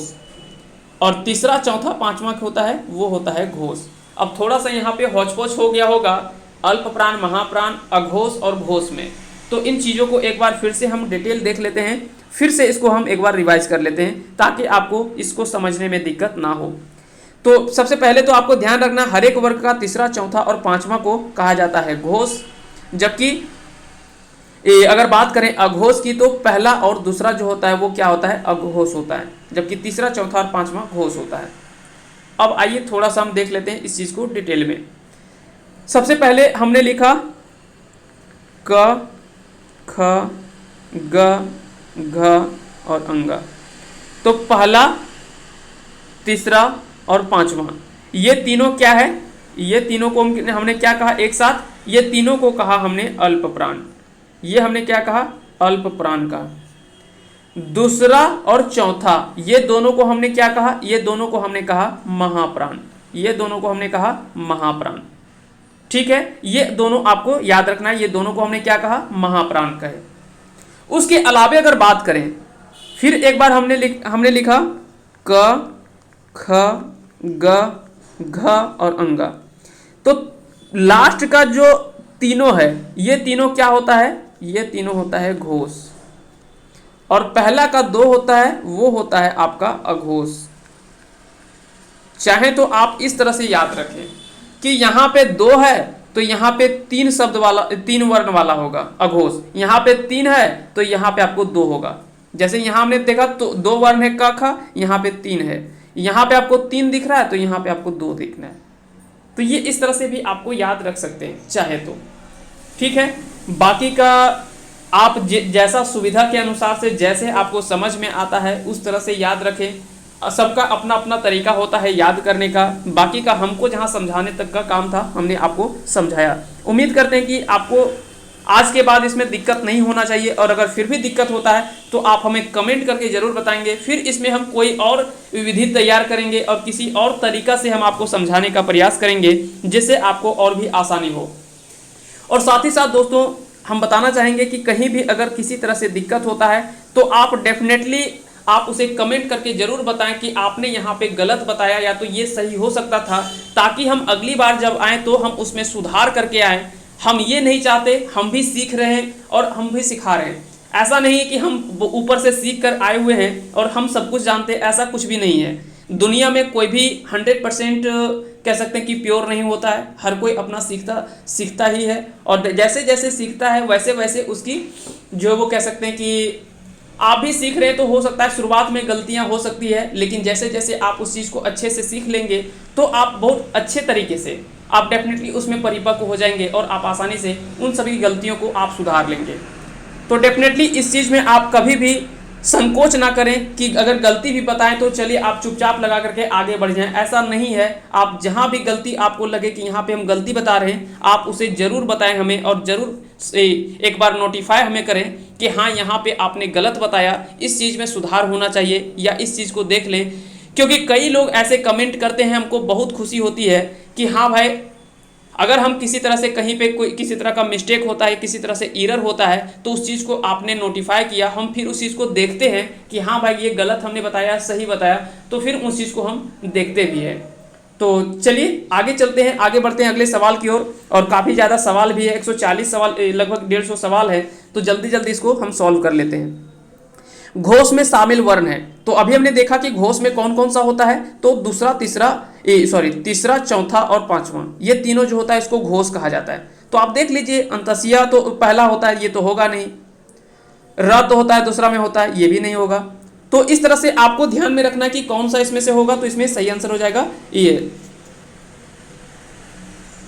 इसमें से सही आंसर हो जाएगा सी, कि घोष में शामिल वर्ण जो है वो हो जाएगा सी, यानी र, व और ह। हर एक वर्ग का पहला दूसरा वर्ग कहल जाए, तो वर्ग नहीं होगा, यहाँ पे वर्ण होगा, ठीक ना, वर्ण होगा। पहला और दूसरा वर्ण जो कहा जाता है उसे क्या कहा जाता है, अघोष कहा जाता है। किसे कहा जाता है, अघोष कहा जाता है। अघोष में शामिल वर्ण का नाम बतावा। अघोष में शामिल, तो अघोष हम जानते हैं कि पहला और दूसरा होता है, तो पहला और दूसरा इसमें से देख लीजिए कि कौन कौन सा है। तो इसमें से अगर ऑप्शन के अकॉर्डिंग देखें तो ये सा हो जाएगा आपका सही आंसर। खोठाए स की भैजा है, तो खोठाए स जो है वो क्या हो जाता है, ख भी हो जाता है, और इस स के रूप में भी परिवर्तित होता है। तो ये स तो ऑप्शन में नहीं है, तो फिर यहाँ पे ख का प्रयोग करेंगे। हम पहले बता दिए वर्षा जो है वो वर्षा हो जाता है ना, वर्षा जो है वो क्या हो जाता है, बरखा हो जाता है। जैसे वर्षा कहीं लिखा होता है तो इसको हम बरखा कर देते हैं, ठीक है। व जो है वो ब में चेंज हो जाता है, और स जो है वो ख में चेंज हो जाता है, बरखा। तो ये आपको ध्यान रखना है। आगे चलते हैं, अगला सवाल है, खोठा में स की ओजी प्रयोग करल जा है, तो खोठा में इस स के जगह पे या तो ख का प्रयोग होता है या इस स का, तो दोनों हो जाएगा ऑप्शन में। व्यक्तिगत वस्तु ठाठ के नाम कहल जा है, तो कोई व्यक्तिगत वस्तु और जगह, ठाठ यानी स्थान के जगह पे, वस्तु यानी चीज, और व्यक्ति का नाम को क्या कहा जाता है, तो उसे संज्ञा कहा जाता है। उसे क्या कहा जाता है, संज्ञा कहा जाता है। संज्ञा ज्ञ का प्रयोग हम खोठा में नहीं करते हैं, इसके जगह पे ग का प्रयोग करते हैं, या गी का प्रयोग करते हैं, गी का प्रयोग करते हैं, ज्ञा का प्रयोग करते हैं, इसलिए इसका नाम जो है वो संज्ञा बोला जाता है। क्या बोला जाता है, संज्ञा, ठीक है। अब यहाँ पे पूछेंगे कि अंतस्या या का प्रयोग क्यों नहीं किए, हम पहले बता दिए हैं कि ये या जो है वो चेंज हो जाता है इस या में, तो इसे संज्ञा भी कहा जाता है और संज्ञा भी कहा जाता है, जैसे यहाँ पे लिखा हुआ है संज्ञा, ठीक है। तो ये दोनों आपको याद रखने हैं। आगे चलते हैं, खोठा संज्ञा के शुद्ध रूप लिखा, तो खोठा में संज्ञा के शुद्ध रूप क्या हो जाएगा, संज्ञा बोला जाता है, या तो फिर संज्ञा होता तो संज्ञा भी ठीक होता, तो संज्ञा तो है नहीं कहीं लिखा हुआ, तो ये संज्ञा हो जाएगा, ठीक है। आगे चलते हैं, नाम कर प्रयोग करल जा है, तो नाम कर प्रयोग कहाँ होता है, संज्ञा में होता है। संज्ञा कई गो भेद है, संज्ञा के 5 भेद है, व्यक्तिवाचक, जातिवाचक, समूहवाचक, द्रव्यवाचक और भाववाचक। ये 5 ऐसे संज्ञा है जो कि आपको याद रखने हैं। व्यक्तिवाचक और जातिवाचक में 2 चीज आपको ध्यान रखना है। जैसे हमने एक शब्द लिखा पर्वत, एक पर्वत हमने लिखा, तो हम पर्वत क्या है, एक जाति को बता रहे हैं कि पर्वत जो एक जाति है। लेकिन पर्वत में अगर पारसनाथ लिख दें तो पारसनाथ हमने क्या लिखा, एक व्यक्तिगत रूप से एक व्यक्तिगत पहाड़ी का नाम हमने बोला, तो ये पारसनाथ जो होगा वो व्यक्तिवाचक संज्ञा होगा, लेकिन पर्वत जो होगा वो क्या होगा, जातिवाचक संज्ञा के अंतर्गत आएगा। उसी तरह से अगर हमने लिखा नदी, तो नदी जो है वो एक जातिवाचक संज्ञा है, क्योंकि नदी एक जाति को बोध करा रहा है। लेकिन वैसे जैसे हमने लिखा गंगा, दामोदर, स्वर्ण रेखा, तो ये सभी क्या है, जातिवाचक संज्ञा, यानी हमने एक व्यक्तिगत नदी की चर्चा कर रहे हैं, तो यहाँ पे एक व्यक्तिवाचक संज्ञा होगा। लेकिन नदी, पर्वत, झील, अगर कोई झील हम लिख रहे हैं तो वहां पे क्या हो जाएगा, जैसे हमने लिखा जलप्रपात, तो जलप्रपात क्या है, एक जातिवाचक संज्ञा है। लेकिन हमने लिखा लोधा जलप्रपात, ठीक है, हिरनी जलप्रपात, हुंडरू जलप्रपात, तो ये क्या है कि एक व्यक्तिगत जलप्रपात की नाम हम बता रहे हैं, तो वो व्यक्तिवाचक संज्ञा के अंतर्गत आएगा। ये दोनों समझ में आ गया होगा। आइए उसके बाद होता है गोठवाचक। गोठवाचक यानी इसको बोला जाता है समूहवाचक संज्ञा।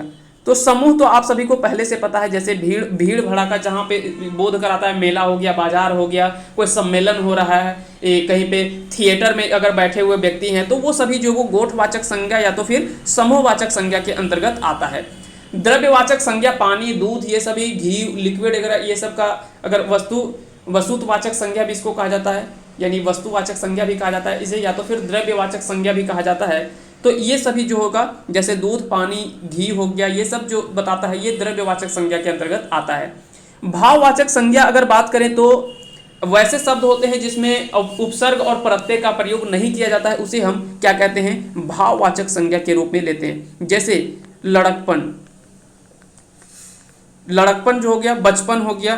तो ऐसे कुछ ऐसे वर्ड होते हैं जो कि हम आगे बात करेंगे। लड़ाई हो गया, लड़ाई हो गया, या तो और भी कई ऐसे शब्द हैं जो कि जिसमें उपसर्ग और प्रत्यय का प्रयोग नहीं होता है, उसको हम भाववाचक संज्ञा के रूप में परिवर्तित करते हैं। आगे चलते हैं, अगले सवाल को देख लेते हैं। कहता कोई खास व्यगत ठाव कर बोध होवो है कहल जाए। तो कोई खास व्यगत ये सब का बोध कराता है, उसको हम क्या कहेंगे, व्यक्तिवाचक संज्ञा कहेंगे। व्यक्तिवाचक संज्ञा के प्रत्यय बतावा, यानी इसका उदाहरण। ठीक है, प्रत्यय यहाँ पे एक उदाहरण के बारे में यहाँ पे बात कर रहा है। जैसे पानी, सोना, राम और मेला। तो मेला तो हमने बता दिया कि मेला तो होगा, ये समूहवाचक संज्ञा होगा, तो ये तो होगा नहीं। पानी जो है ये द्रव्यवाचक संज्ञा होगा, तो ये तो होगा नहीं।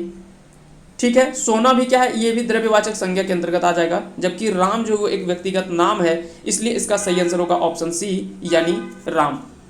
तो ये आपको ध्यान रखना है कि राम जो होगा वो व्यक्तिवाचक संज्ञा के अंतर्गत आ जाएगा। जेकर से संपूर्ण जाति कर बोध होवो है ओकरा कहल जाए। तो कोई संपूर्ण जाति के बारे में बता रहा है। जैसे हमने बोला अगर नदी, तो एक पूरा नदी की जाति के बता रहा है। हमने बोला पर्वत, तो एक पर्वत पूरी पर्वत जाति को बता रहा है। हमने लिखा सब्जी, तो सब्जी क्या है कि एक सब्जी का पूरा समूह, पूरा जाति को बता रहा है। इसमें आलू हो सकता है, बैगन हो सकता है, गोभी हो सकता है, मिर्च हो सकता है, धनिया हो सकता है, बहुत सारे जो भी सब्जी आता है वो सारा सब्जी इसमें समाहित हो जाएगा। तो ये पूरा एक जाति बता दे रहा है। पर्वत में बहुत सारे पर्वत है, माउंट एवरेस्ट हो सकता है, कंचनजंगा हो सकता है, केटू हो सकता है, हिमालय हो सकता है, जो भी है ये सारा पर्वत इसमें आ जाएगा।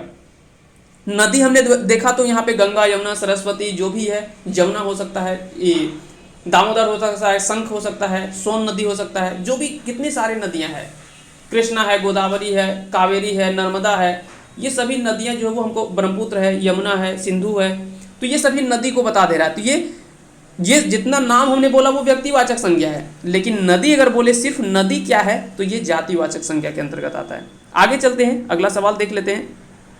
जातिवाचक संज्ञा का प्रत्यय बतावा, यानी उदाहरण बताना है। तो जातिवाचक संज्ञा यहाँ पे लिखा है जतरा, तो जतरा क्या हो जाएगा, समूहवाचक संज्ञा। पानी क्या है, द्रव्यवाचक संज्ञा। कुकुर क्या है, चांदी, चांदी क्या है, तो चांदी भी यहाँ पे एक चीज, धातु का नाम बता रहा है, लेकिन कुकुर, अब कुकुर जो है वो एक जाति को बता रहा है, लेकिन कुत्ता में भी कई सारे अलग अलग प्रजाति के हो सकते हैं, है ना। हालांकि ये थोड़ा सा इसमें और अच्छा हो सकता था, जैसे जानवर, तो जानवर जो है एक जातिवाचक संज्ञा को बता रहा है, लेकिन कुत्ता अगर बोलता तो इसमें थोड़ा क्या कि व्यक्तिवाचक संज्ञा के रूप में हम ले सकते थे। लेकिन यहाँ पे कुकुर क्या कि एक पूरा कुकुर का एक जाति बता दे रहा है, तो ऐसे में ये क्या हो जाएगा, एक जातिवाचक संज्ञा के अंतर्गत ले सकते हैं। जकर में धातु द्रव्य कर बोध हो वो है ओकरा कहल जाए, तो ओकरा कहल जाए द्रव्यवाचक संज्ञा। द्रव्यवाचक संज्ञा के प्रत्यय बतावा, यानी द्रव्यवाचक संज्ञा का उदाहरण बताना है। तो सोना और पानी ये दोनों क्या है, द्रव्यवाचक संज्ञा है। बाजार क्या है, समूहवाचक संज्ञा। लड़कपन क्या है, ये भाववाचक संज्ञा है। राम क्या है, तो ये एक व्यक्तिवाचक संज्ञा है। आगे चलते हैं। जकर से गोठ या समूह के बोध हो ओकरा कहल जाए समूहवाचक संज्ञा, या तो गोठवाचक संज्ञा, है ना। समूहवाचक संज्ञा के प्रत्यय, यानी अगर आपको इसका उदाहरण बताना है तो जतरा, जिसको मेला वगैरह बोल सकते हैं, बाजार बोल सकते हैं, सम्मेलन कहीं हो रहा है, ये सभी हो जाएगा। दारू क्या हो जाएगा, ये द्रव्यवाचक संज्ञा हो जाएगा। मंगरा क्या है, ये व्यक्तिवाचक संज्ञा है। सोना क्या है, ये द्रव्यवाचक संज्ञा है। आगे चलते हैं। जकर से भाव गुण कर बोध होवे ओकरा कहल जाए भाववाचक संज्ञा, तो इसका सही आंसर होगा ऑप्शन बी। भाववाचक संज्ञा के उदाहरण कौन सा हो जाएगा, बचपन हो जाएगा। सियार क्या है, ये एक जातिवाचक संज्ञा को बता रहा है। बुधनी क्या है, एक व्यक्तिवाचक संज्ञा है। गहना, गहना क्या है, एक द्रव्यवाचक संज्ञा है, कोई नाम के बारे में बता रहा है। वैसन शब्द जे संज्ञा के अजी आवो है ओकरा कहल जाए, तो संज्ञा के बदले में जो आता है उसे क्या कहा जाता है, उसे सर्वनाम कहा जाता है। संज्ञा के बदले में जो आता है उसको क्या कहा जाता है, सर्वनाम कहा जाता है। जैसे हम, तोय, उ, ई, इकर, प्रत्यय की है कहीं, तो कोई नाम जैसे राम खा रहा है, पहले हमने लिखा राम खा रहा है, राम खा रहा है, तो यहाँ पे राम क्या है, संज्ञा है। लेकिन अगर जैसे हमने लिख दिया ऊ खा रहा है या ऊ खाए रहल है, तो ऊ यहाँ पे जो आया वो क्या आ गया, संज्ञा के स्थान पर आ गया, यानी राम के स्थान पर आ गया। तो संज्ञा के स्थान पर जो आया उसी को हम सर्वनाम कहते हैं, तो इसी को हम क्या कहेंगे, सर्वनाम कहेंगे। तो याद रखना है, इसका सही आंसर क्या हो जाएगा, ऑप्शन बी यानी सर्वनाम। आगे चलते हैं। खोटा भाषा पहिल व्याकरण है कै? खोटा भाषा पहिल व्याकरण है कै? तो खोटा भाषा का पहिल व्याकरण कौन है? खोटा सहित सदानिक व्याकरण, ये खोटा भाषा का पहला व्याकरण है। आगे चलते हैं। अगला सवाल है हाम तोय ई सर्वनाम के उदाहरण लगे। तो सबसे पहले तो आपको ये याद रखना है कि सर्वनाम के कितने भेद होते हैं, ये आपको ध्यान में रखना है। उसके बाद फिर अगर बात करें हाम तोय और ई, तो यहाँ पे क्या है कि एक निश्चय का भाव हो रहा है यहाँ पे, या पुरुषवाचक, जैसे यहाँ पे क्या है कि पुरुषवाचक सर्वनाम के बारे में बताया जा रहा है, तो इसका सही आंसर क्या हो जाएगा? पुरुषवाचक संज्ञा। जैसे हमने बोला तोय, तो तोय जैसे हमने बोले तो वहां पे क्या है कि हमको एक निश्चय बता रहे हैं। अगर बता दें कि कोई ऐसा वर्ड हमने बोला कि जिससे निश्चित नहीं हो रहा है कि वो हम किसको बोल रहे हैं, ठीक है, तो वहां पे वैसे में को उसको अनिश्चयवाचक कहा जाता है। परिमाणवाचक यानी हम बता रहे हैं उसका कितना परिमाण है, यानी उसको बता रहे हैं, परिमाण के बारे में बता रहे हैं, यानी 5 kg है तो हम उसका एक परिमाण बता दे रहे हैं कि हाँ भाई 5 kg है, 10 kg है, 5 लीटर है, तो एक परिमाण का बोध हो रहा है, तो उसको हम परिमाणवाचक कहेंगे। ठीक है, जैसे हम यहाँ पे है कौन, कौ, कौन, केकर सर्वनाम के उदाहरण लगे, तो कौन, केकर ये सब क्या है? एक अनिश्चय के बात हो रहा है, तो यहाँ पे अनिश्चयवाचक की बात करेंगे। का, की, कीना, केकर सर्वनाम के उदाहरण लगे, तो ये क्या हो जाएगा? तो इसका सही आंसर क्या हो जाएगा? इसका सही आंसर होगा प्रश्नवाचक। की खा रही, क्या खा रहा है, जैसे की और का, तो इसके जगह पे क्या है? हिंदी में इसको क्या ही बोलते हैं, है ना? क्या, कौन, कैसे, किस तरह से, तो केकर, किसका, इस तरह से जब भी शब्द होता है तो यहाँ पे एक प्रश्न खड़ा होता है ना, तो इसको प्रश्नवाचक सर्वनाम कहा जाता है। ठीक है, संबंधवाचक जो एक दूसरे के संबंध से जोड़ता है उसको हम क्या कहते हैं? संबंधवाचक कहते हैं। जैसे जेकर, तेकर सर्वनाम के उदाहरण लगे, जकर और तेकर, तो ये किसका उदाहरण है? तो ये एक संबंध को बता रहा है। ठीक है, ये संबंध को बता रहा है। आगे देखते हैं, ई, एहे, एटा, एकर सर्वनाम के उदाहरण लगे। ई, एहे, एटा, एकर सर्वनाम के उदाहरण है कर, तो इसमें से क्या हो जाएगा? ये संकेतवाचक बता रहे, एक संकेत दे रहा है ना, इसको क्या कहेंगे? संकेतवाचक कहेंगे। खोटा व्यंजन वर्ण के प्रयोग ना करल जाए, इनमें से खोटा में कौन व्यंजन वर्ण है जिसका प्रयोग नहीं होता है? तो ह का होता है, स का होता है, ट का होता है, संजोगी छ का प्रयोग नहीं किया जाता है। इसके जगह पे छ का प्रयोग होता है, आधा छ का प्रयोग होता है, या तो फिर कई जगह पे इसके जगह पे ख का प्रयोग होता है। जैसे एक शब्द हम लिखते हैं परीक्षा, एक शब्द हमने लिखा परीक्षा, तो परीक्षा के जगह पे इसको क्या लिखते हैं? परीक्षा लिखते हैं, है ना, या तो फिर आधा छ परीक्षा लिखते हैं, या तो फिर परीक्षा लिखते हैं, लेकिन ये परीक्षा जो है वो गलत होता है खोटा में, ये आपको ध्यान रखना है। आगे चलते हैं, अगला सवाल देख लेते हैं। खोटा भाषा में व्यंजन वर्ण के प्रयोग ना करल जाए, खोटा भाषा में कौन से व्यंजन वर्ण है जिसका प्रयोग नहीं किया जाता है? तो द का होता है, का होता है, पा का होता है, त्र का प्रयोग नहीं होता है, त्र के जगह पे तर होता है। जैसे एक शब्द हमने लिखा पवित्र, पवित्र के जगह पे अगर हमको लिखना है खोटा में, इसके जगह पे हम क्या लिखेंगे? प, व को तो हम ब कर देंगे, पवित्र, पवित्र हो जाएगा, है ना। तो खोटा में क्या हो जाएगा? पवित्र हो जाएगा। चरित्र हो जाएगा। अगर हमने लिखा एक शब्द लिखा चरित्र, तो चरित्र के जगह पे क्या हो जाएगा? चरित्र हो जाएगा। तो ये आपको याद रखना है, इस तरह से खोटा में जो वो सही होते हैं, तो इस तरह से आपको ध्यान रखना है। आगे चलते हैं, अगला सवाल देख लेते हैं। खोटा भाषा में कौन व्यंजन वर्ण के प्रयोग ना करल जाए? स का होता है, ब का होता है, न का होता है, ज्ञ का प्रयोग नहीं होता है। जैसे एक हमने लिखा संज्ञा, अभी हमने इसी चीज को हमने देखा भी था, संज्ञा, तो संज्ञा को हमने क्या लिखा? संज्ञा। गी यानी ज्ञ के जगह पे क्या प्रयोग होता है? ज्ञ के जगह पे किसका प्रयोग होता है? ज्ञ के जगह पे गी का प्रयोग होता है, गी का प्रयोग होता है, या ज्ञ का प्रयोग होता है। इसका प्रयोग इस तरह से इसका प्रयोग जो वो ज्ञ के जगह पे किया जाता है, ये ध्यान रखेंगे। अगला सवाल है, जेकर से संज्ञा सर्वनाम की विशेषता बतावे ओकरा कहल जाए। जेकर से संज्ञा सर्वनाम की विशेषता बतावे है ओकरा कहल जाए, तो संज्ञा और सर्वनाम की जो विशेषता बताता है उसे क्या कहेंगे? विशेषण कहेंगे। तो इसका सही आंसर हो जाएगा विशेषण। विशेषण के कई गो भेद है, तो विशेषण के कुल कितने भेद होते हैं? 4 भेद होते हैं। कितने भेद होते हैं? 4 भेद होते हैं। मंगरीठिन 4 गो कलम है, हिया कौन विशेषण है? तो यहाँ पे मंगरीठिन 4 गो क्या एक संख्या बता रहा है, तो हमको संख्यावाचक विशेषण हो गया। अगर किसी का, जैसे अगर बोलते हैं मंगरी गोर है, मंगरी की है गोर है। तो गोर क्या है, उसकी विशेषता है। मंगरी क्या है, नाटी है। मंगरी क्या है, नाटी है। तो वो उसकी विशेषता बता रहा है, यानी गुण बता रहा है। तो वो क्या हो जाता है, गुणवाचक विशेषण। परिमाण अगर बताते कि मेरे पास 5 केजी चावल है, तो 5 केजी क्या होगा, एक परिमाण बता रहा है। निश्चय हम बोलते कि मेरे पास यही चीज है, तो वहां पे क्या कि एक निश्चय बताता, तो उस चीज को हम देख लेते। सोमरा गरीब आदमी है, यहाँ कौन विशेषण है, सोमरा गरीब आदमी है। तो ये इसको क्या बता रहा है, गुणवाचक को बता रहा है, क्योंकि वो क्या है, एक गरीब आदमी है, तो उसके गुण को बता रहा है कि वह क्या है, गरीब है। शुक्रा 6 गिलास दूध पिया है, यहाँ कौन विशेषण है, तो 6 गिलास यानी क्या बता रहा है, एक परिमाण को बता रहा है। तो यहाँ पे क्या हो जाएगा, 6 गिलास यानी यहाँ पे संख्या बता रहा है, तो संख्या हो जाएगा, इसका सही आंसर हो जाएगा संख्यावाचक विशेषण। तनी खून खाए ले दे, यहाँ कौन विशेषण है, तनी खून।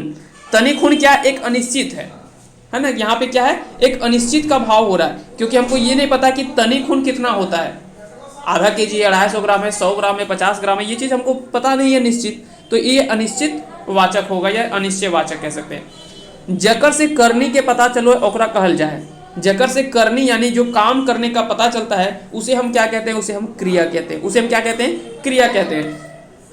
खोटा भाषा में क्रिया के कहल जाए, तो खोटा में क्रिया के कहल जाए कौन सी, करनी, है ना, काम को क्या कहा जाता है, करनी कहा जाता है।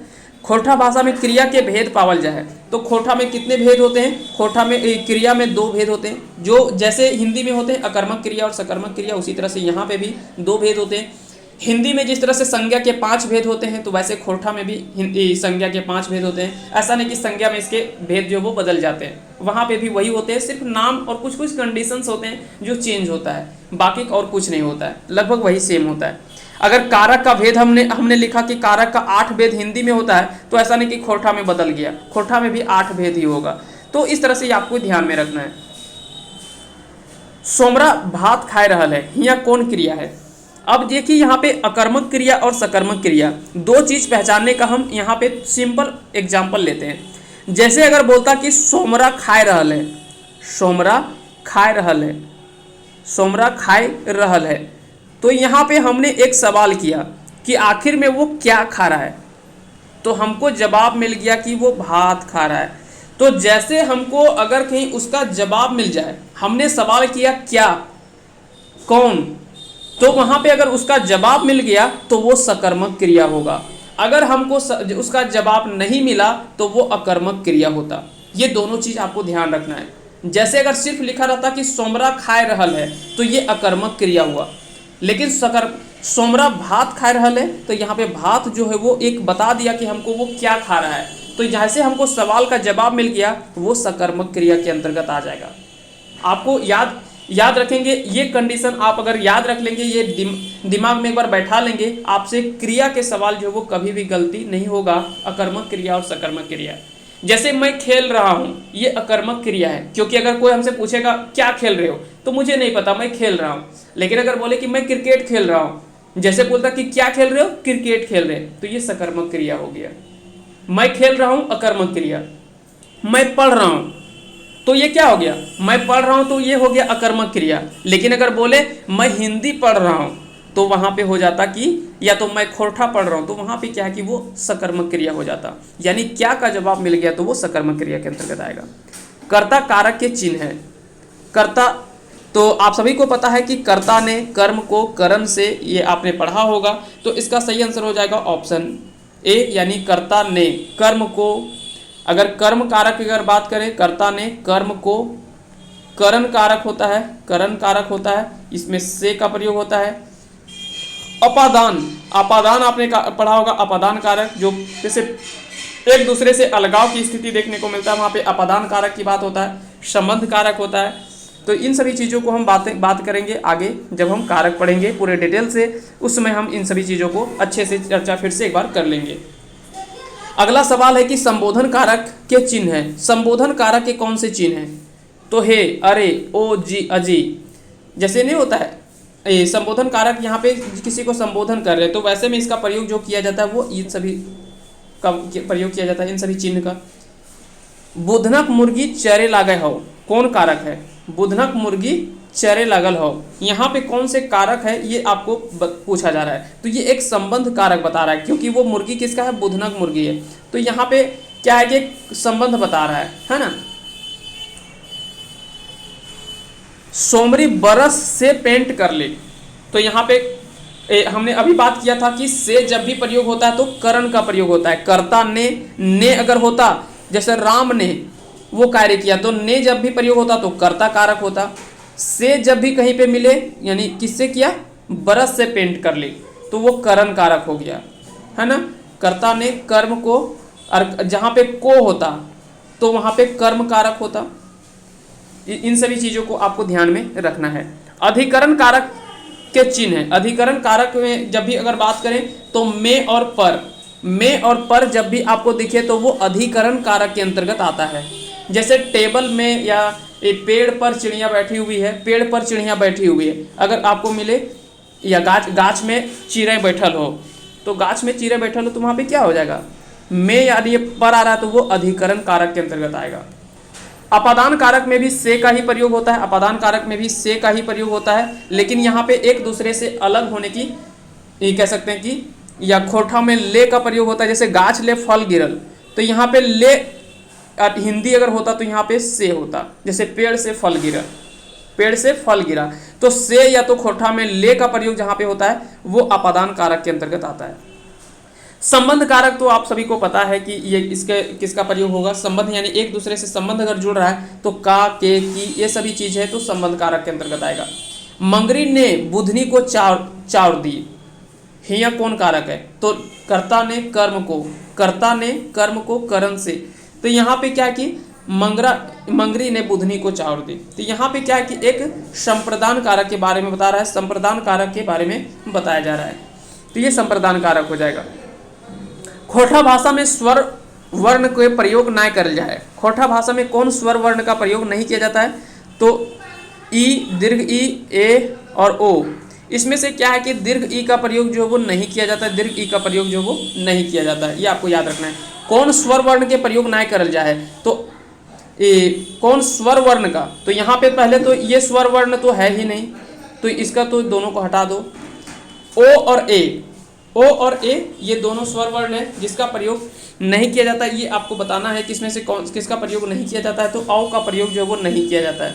हालांकि यहाँ पे ऑप्शन थोड़ा सा गलत दिया हुआ है, ये दो ऑप्शन गलत दिया हुआ है, तो इन दोनों को आप एक बार सुधार लेंगे। यहाँ पे इन दोनों का प्रयोग जो है वो नहीं किया जाता है, ठीक है। तो ये क्वेश्चन नंबर 95 ये थोड़ा सा आप देख लेंगे, क्योंकि ये दोनों ऑप्शन जो है वो थोड़ा गलत दिया हुआ है, कोई एक ऑप्शन होना चाहिए था। चलिए आगे बढ़ते हैं। कौन स्वर वर्ण के प्रयोग ना करल जाए, तो कौन स्वर वर्ण के प्रयोग ना करल जाए, तो आ का ए का ये तो सबका किया जाता है, लेकिन दीर्घ उ का प्रयोग नहीं होता है, इसके जगह पे हरस उ का प्रयोग किया जाता है, तो ये आपको ध्यान में रखना है। खोठा प्रयोग ना हुआ है, तो अह का प्रयोग नहीं किया जाता है, जबकि ई, हरस्व उ और आ का प्रयोग होता है, जबकि अह का प्रयोग नहीं किया जाता है, ठीक ना। तो ये गलत हो जाएगा, तो इसलिए इसका सही आंसर क्या हो जाएगा, ऑप्शन सी। खोठा अनुनासिक अक्षर बतावा। खोठा के अनुनासिक अक्षर कौन सा हो जाएगा, तो अनुनासिक अक्षर आप सभी को पता है कि अंगा और इया ये दोनों अनुनासिक अक्षर है। खोठा एक ले बेसी हवे पता चला है कि कहल जाए, तो एक से बेसी अगर होता है तो उसको क्या कहा जाता है, वचन कहा जाता है। एक वचन, बहुवचन जैसे आप सभी को पता है, एक वचन से एक का पता चलता है, एक से जब अधिक हो जाता है तो उसे बहुवचन कहा जाता है ना, बहुवचन कहा जाता है, ठीक है। इसके भी दो भेद होते हैं, कई बार आपसे सवाल पूछा जाता है। खोठा बेसी ले एक हवे पता चले है कि कहल जाए, तो इसका सवाल हमने देख लिया है, इसे वचन कहा जाता है। आगे चलते हैं, अगले सवाल की ओर बढ़ते हैं, हम अगला सवाल देख लेते हैं।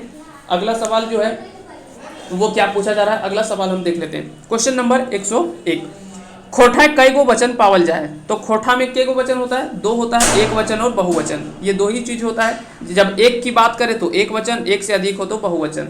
आगे चलते हैं, शब्द के पीछे जोड़ल शब्द के कहल जाए, तो शब्द के पीछे या शब्द के पाछू जे जोड़ल जाए ओकरा प्रत्यय कहल जाए, और जे शब्द के आगू जोड़ल जाए ओकरा उपसर्ग कहल जाए। ये दोनों याद रखना है ना, ये दोनों चीज को आपको याद रखना है, दोनों चीज को आपको ध्यान में रखना है।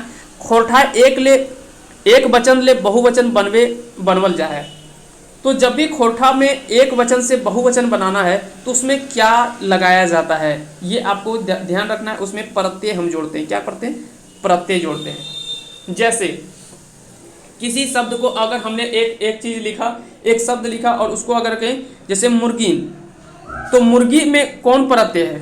मुर्गी, मुर्गियन यहाँ पे लिखा हुआ है, मुर्गियन में कौन प्रत्यय है? तो मुर्गियन में ऐन प्रत्यय है। ऐन प्रत्यय, वैन प्रत्यय, ये सभी प्रत्यय को जोड़ करके क्या है, इन प्रत्यय, खीन, ये सभी प्रत्यय को जोड़ करके क्या है, एक वचन से बहुवचन बनाया जाता है। तो ये आपको ध्यान में रखना है। मुर्गी के बहुवचन बना हुआ, तो मुर्गी के बहुवचन क्या हो गया? मुर्गियन हो जाएगा। तो ऐन प्रत्यय इसमें जोड़ देंगे तो ये मुर्गियन हो जाएगा। कड़वन में के एक वचन बना हुआ, तो कड़वन के क्या हो जाएगा? काड़ा हो जाएगा, काड़ा का कड़वन हो जाएगा। तो वैन प्रत्यय इसमें जोड़ा गया है, इसमें वैन प्रत्यय जोड़ा गया है। तो ये आपको याद रखना है, ठीक ना। अगला सवाल देख लेते हैं। कड़वन में प्रत्यय है, कड़वन में प्रत्यय कौन सा है? वैन प्रत्यय है, यहाँ पे वैन प्रत्यय है। हाम के बहुवचन हो जाएगा क्या? हामिन। हाम के क्या हो जाएगा? हामिन हो जाएगा। तो इस तरह से आपको भी ध्यान में रखना है। तो इसका सही आंसर होगा ऑप्शन बी। हामिन में कौन प्रत्यय है? इन प्रत्यय है। हामिन में कौन प्रत्यय है? तो यहाँ पे इन प्रत्यय को जोड़ा गया, इन प्रत्यय को, हाम जोड़ इन, क्या हो जाएगा? हामिन, ठीक ना। तो इस तरह से आपको ध्यान में रखना है। आगे चलते हैं। जखीन में कौन प्रत्यय है? जखीन में खीन प्रत्यय है, ये ठीक है। यहाँ पे कौन सा प्रत्यय है? तो खीन प्रत्यय है। शब्द के पीछे गुला जोड़कर बनवल जा है, तो शब्द के पीछे गुला जोड़ करके बनवल जाए तो बहुवचन बनवल जाए। क्या बनवल जाए? बहुवचन बनाया जाता है। मुर्गी गुला कौन वचन है? मुर्गी गुला, मुर्गी गिला हो जाएगा, मुर्गी गुला। तो मुर्गी गुला जो है वो एक वचन से बहुवचन हो जाएगा। तो यहाँ पे क्या हो जाएगा? बहुवचन होगा, क्योंकि सिर्फ मुर्गी का बात नहीं कर रहा है, यहाँ पे मुर्गी गुलेन का बात कर रहा है। तो मुर्गी गिलेन क्या हो जाएगा? बहुवचन के अंतर्गत आएगा। काल के कई गो भेद है? काल के कई गो भेद है? तो इसका सही आंसर होगा 3 गो। वर्तमान काल, ठीक है, वर्तमान काल, भूतकाल और भविष्यत काल। वर्तमान काल, भूतकाल और भविष्य काल या भविष्यत काल। तो यहाँ पे आंसर हो जाएगा आपका 3। बुधना हार जोते लागल है, तो बुधना हार जोते लागल है, यहाँ पे कौन सा काल है? तो बुधना हार जोते लागल है, ये वर्तमान काल के अंतर्गत आएगा। लेकिन वर्तमान काल में भी क्या है कि कई सारे अलग अलग होता है, ठीक है। एक होता है पूर्ण वर्तमान काल, अपूर्ण वर्तमान काल। जैसे यहाँ पे है बुधना हार जोते लागल है, ये वर्तमान काल तो है लेकिन यह अपूर्ण वर्तमान काल है, क्योंकि उसका कार्य जो है वो पूरा नहीं हुआ है, यह भी जोतिए रहा है हर, ठीक है। जैसे सुकरा खाए लगल है, तो वहां पे खाए लगल है तो वो अपूर्ण वर्तमान काल है, क्योंकि वो अभी कार्य उसका पूरा नहीं हुआ है, वो उसका खाया हुआ नहीं हुआ है। तो ये अपूर्ण वर्तमान काल के अंतर्गत भी आता है। लेकिन आपको याद रखना, सिंपल काल में 3 भेद होता है और उसमें भी अगर कार्य क्रिया पूरा हो गया तो हो जाएगा पूर्ण वर्तमान काल। अगर कार्य पूरा नहीं हुआ है तो अपूर्ण वर्तमान काल हो जाएगा। जेकर से कोनो क्रिया करते रहे बोध हव है ओकरा कहल जाए, तो जे क्रिया कोनो करते रहल के बोध हव है ओकरा की कहल जाए? तो ओकरा वर्तमान काल कहल जाए। वर्तमान काल के कई गो भेद हुए है? देखिए यहाँ पे पूछ दिया कि वर्तमान काल के भी कितने भेद होते हैं, तो वर्तमान काल के 3 गो भेद होते हैं, ठीक है। पूर्ण वर्तमान काल, अपूर्ण वर्तमान काल और तीन आपके इसमें वर्तमान काल में भी 3 भेद होते हैं। तो ये आपको ध्यान में रखना है। आगे चलते हैं। भौजी भात रिंधे लागल हत, तो भौजी भात रिंधे लागल हत, तो यहाँ पे क्या है कि ये वर्तमान काल ही है, वर्तमान काल ही है, लेकिन ये क्या है कि अपूर्ण वर्तमान काल है। ये क्या है? अपूर्ण वर्तमान काल है। जेकर से कोनो क्रिया पूरा होवे जानकारी मिले ओकरा कहल जाए, तो जो कार्य पूरा हो गया उसको क्या कहेंगे? उसे हम क्या कहेंगे? भूतकाल कहेंगे। जैसे जो कार्य को पूरा हो गया, भूत यानी जो बीत गया, वो कार्य पूरा हो चुका है, तो उसको हम भूतकाल कहेंगे। भूतकाल के कई को भेद पावल जाए, तो भूतकाल के भी भेद कितने पावल जाए? तो उसके भी 6 भेद होते हैं। भूतकाल के 6 भेद होते हैं। याद रखना है, वर्तमान काल के 3। सबसे पहले तो काल के आपके कितने भेद होते हैं? काल के 3 भेद होते हैं। वर्तमान काल, भूतकाल, भविष्य काल। वर्तमान काल के कितने भेद होते हैं? 3 भेद होते हैं। भूतकाल के कितने भेद होते हैं? 6 भेद होते हैं। ये आपको ध्यान में रखना है। सोमरा स्कूल चल गेल हिय, कौन काल है? सोमरा स्कूल चल गेल हिय, तो यहाँ पे कौन काल है ये आपको बताना है। तो इसका सही आंसर होगा ऑप्शन सी, यानी भूतकाल होगा, क्योंकि चल गेल हिय, तो सोमरा स्कूल चल गेल है यानी चल गया वो, तो ये तो कार्य पूरा हो चुका है, तो ये भूतकाल हो जाएगा। दादा बारी जोत देलक, यानी वो कार्य क्या हो गया? पूरा हो चुका है, तो वो भूतकाल हो गया। जेकर से कोनो क्रिया पीछू होवे जानकारी मिला है ओकरा कहल जाए, जेकर से कोनो क्रिया पीछू होवे के जानकारी मिला है ओकरा की कहल जाए, तो ओकरा कहल जाए भविष्यत काल। यानी वो कार्य होने वाला है, अभी हुआ नहीं है, ये होने वाला है। अगर आपसे पूछा जाए कि भविष्यत काल के कुल कितने भेद होते हैं, भविष्यत काल के कुल कितने भेद होते हैं, तो 3 भेद होते हैं। अब फिर से एक बार रिपीट कर देते हैं। अगर आपसे पूछा जाए काल के कितने भेद, तो 3 भेद, वर्तमान काल, भूतकाल और भविष्य काल। ठीक है, ये 3 काल हो गया काल में। वर्तमान काल में कितने भेद, 3, भूतकाल में कितने, 6 और भविष्य काल में कितने, 3 भेद। ये आपको याद रखना है। इस तरह से इतना आप ध्यान रखेंगे, आपको सवाल लगभग वर्तमान काल जो क्रिया भी चल रहा है, भूतकाल जो क्रिया हो चुका है और भविष्य काल जो क्रिया होने वाला है, ये हम भविष्यत काल कहते हैं। सिंपल, ये आपको याद रखना है। आगे चलते हैं, अगला सवाल। शुक्र ससुराल जैते, तो ये क्या है कि अभी जाने वाला नहीं है, ये उम्मीद जताया जा रहा है, ये कार्य होने वाला है, तो ये भविष्य काल हो जाएगा, भविष्यत काल होगा। मंगरी बेटिया को नौकरी लायक जेते, तो लगा हुआ नहीं है, अभी कार्य हुआ नहीं है, होने वाला है, ये हम ऐसा उम्मीद कर सकते हैं। लेकिन यहाँ पे हो सकता है, हो भी सकता है, नहीं भी हो सकता है, ऐसा जरूरी नहीं है, तो ये भविष्यत काल हो गया। आज बुधना दारू पिए गिरतो, आज बुधना दारू पी के गिरतो, वो पिया भी नहीं है लेकिन हम पहले इसका उम्मीद जता रहे हैं, तो ये क्या हो जाएगा, भविष्यत काल होगा। खोटा भाषा में कई गो रस पावल जाए, खोटा भाषा में कई गो रस पावल जाए, तो 10 गो रस पावल जाए खोटा भाषा में, ये आपको ध्यान में रखना है। जेकर से केकरो व्रता कर बखान करल जाए ओकरा कौन रस कहल जाए, जेकर से केकरो व्रता कर बखान करल जाए ओकरा कौन रस कहल जाए, तो ये आपको बताना, इसका सही आंसर होगा बीक रस। इसको क्या कहा जाएगा, बीक रस कहा जाता है। जेकर से मन में डर लागा है ओकरा कौन रस कहल जाए, तो ये आपको बताना, इसका सही आंसर क्या हो जाएगा, इसका सही आंसर होगा डरडरान रस। इसका क्या हो जाएगा, डरडरान रस।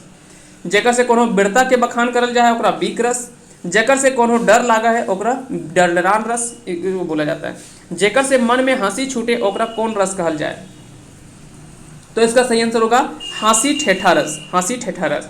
जेकर से सुंदरता प्रदर्शित होवे ओकरा कौन की कहल जाए, तो जेकर से सुंदरता के प्रदर्शित होवे ओकरा की कहल जाए, तो ओकरा कहल जाए संजुए सजवेक रस, संजुए सजवेक रस कहल जाए। संजुए सजवेक रस के दोसर नाम की है, तो इसका दूसरा नाम अगर आपसे पूछा जाए तो इसका होगा श्रृंगार रस, इसको कहा जाता है श्रृंगार रस। जेकर से निराश कर पता चले ओकरा कौन रस कहल जाए, जेकर से निराश होता है उसको कौन सा रस कहा जाता है, तो हाय निसारिक रस कहा जाता है। हाय निसार यानी निराश होना। जेकर से शांत रहे बोध हवे ओकरा की कहल जाए, सलततिक, सलसत या सलसत है ना, सलसतिक रस। तो सल्तनत या इसको कहा जाता है कि वो बहुत सल्तनत है, तो यानी उसको सलततिक रस कहा जाता है। जेकर से छिकार कर बोध हवा है ओकरा की कहल जाए, तो इसमें छिचकारिक रस हो जाएगा। इसका सही आंसर क्या हो जाएगा, छिचकारिक रस। जेकर से मन में अजब गजब लागे ओकरा में कौन रस पावल जाए, तो यहाँ पे क्या हो जाएगा, इसका सही आंसर होगा ऑप्शन ए, यानी अजगैबी हाइकवा रस, अजगैबी हाइकवा रस इसका सही आंसर हो जाएगा। जेकर से बचपन के बोध हवे ओकरा में कौन रस पावल जाए, जेकर में बचपन के बोध हवे ओकरा की कौन रस कहल जाए, तो ओकरा कहल जाए आपका चेजको डेक रस, चेजको डेक रस। अलंकार के अर्थ बतावा, अलंकार का अर्थ सिंपल अर्थ होता है, आप सभी को पता है कि साज सजावट या गहना, जिसको कहा जाता है गहना गुड़िया, है ना, सजावट, साज सजावट को ही या तो श्रृंगार जो भी होता है उसी को हम क्या कहते हैं, अलंकार कहते हैं, है ना। जखन कविता के मात्रक छेका छेकी करल जाए ओकरा कहल जाए, जखन कविता के छेका छेकी करल जाए ओकरा कहल जाए छंद रस अलंकार प्रत्यय, तो इसका सही आंसर होगा ऑप्शन ए, यानी छंद। इसका सही आंसर क्या हो जाएगा, छंद हो जाएगा। चलिए एक सवाल आपका आ गया, आपको कमेंट करके बताना है इसका सही आंसर क्या होगा। कारक के कई गो भेद है, ये आपका अंतिम सवाल था आज का, और इसका आंसर आप कमेंट करके बताएंगे कि कारक के कई गो भेद हो वो है। और साथ ही साथ अगर आपको सभी कारक के भेद का नाम है तो नाम भी आप कमेंट करके जरूर लिखें कि कौन कौन से वो कारक हैं। जब एक बार आप कमेंट करके उस सारे नाम को आप लिख देंगे तो आपको वो लंबे समय तक आपको भूलेंगे नहीं, ये हमारा दावा है। तो चलिए इसका आंसर आप कमेंट करके जरूर देंगे और उम्मीद करते हैं कि आज का ये सेशन आप सभी को पसंद आया होगा। थोड़ा सा टाइम जरूर लगा है, लेकिन जब आप इस चीज़ को एक बार पूरा देखे होंगे तो डेफिनेटली यहाँ से आपको काफ़ी ज़्यादा बेनिफिट्स हुआ होगा। आप सभी को बहुत बहुत धन्यवाद अंत तक बने रहने के लिए। जय हिंद, जय भारत। अगर चैनल पे नए तो चैनल को सब्सक्राइब कर दें और बेल आइकन को प्रेस कर दें, ताकि आगे भी इसी तरह का वीडियो आप सभी को मिलता रहे और आप उसका बेनिफिट्स उठा सकें। आप सभी को बहुत बहुत धन्यवाद एक बार फिर से अंत तक बने रहने के लिए। जय हिंद, जय भारत, जय झारखंड।